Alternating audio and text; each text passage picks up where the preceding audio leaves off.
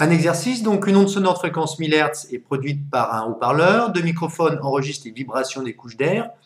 Lorsque la distance séparant ces deux microphones vaut 34 cm, on remarque que les deux tensions, donc les deux couches d'air, vibrent en phase. Que vaut la célérité de l'onde sonore? Dans cette expérience, un haut-parleur produit une onde sinusoïdale sonore de fréquence 1000 Hz. Nous avons deux microphones, le 1 et le 2, reliés sur la voie Y1 et Y2 d'un oscilloscope, enregistre les vibrations des couches d'air numéro 1, couche d'air numéro 2. On éloigne ces deux microphones.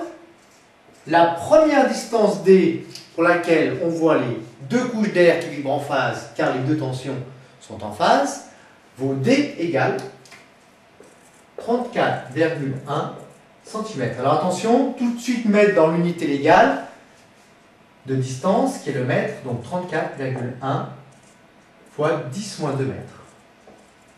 Et on vous demande que vaut la célérité des ondes sonores.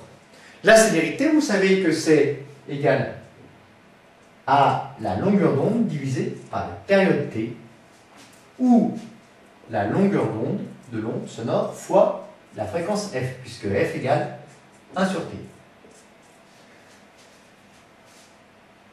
Donc, que vaut cette longueur d'onde lambda? Lambda, c'est justement la plus petite distance qui sépare deux couches d'air qui vibrent en phase.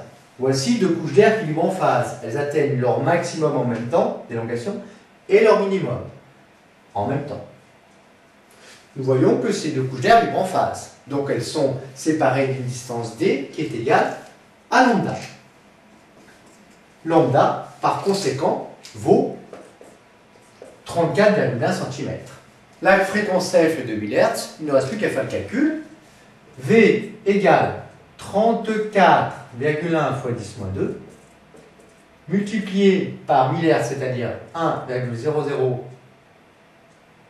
fois 10 puissance 3, ce qui nous donne